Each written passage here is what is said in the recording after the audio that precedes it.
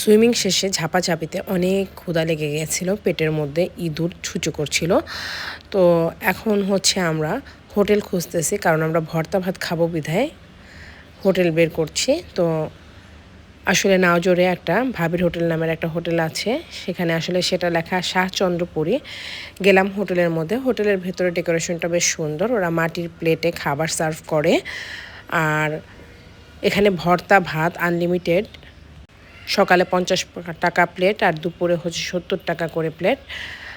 আর আপনার এখানে যেগুলো আছে, আমি একটু গিয়েছিলাম ওদের অনুমতি নিয়ে ওদের কিচেনে।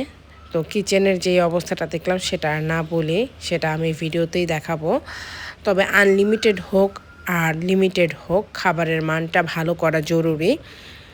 গরুর মাংস দিয়েছে 2 পিস, 1 পিস হাড্ডি 1 পিস তেল, এ হচ্ছে গিয়ে 200 টাকা প্লেট। আর মুরগি 2 পিস 200 টাকা। তো যাই হোক, এগুলো দিয়ে আমরা খেয়েছি। এই হলো খাবারের হাল।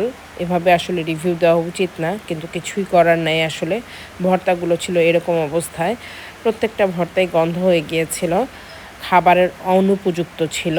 আমার কথা হলো, টাকা দিয়েই আমরা খাবো, ভালো জিনিস খাই।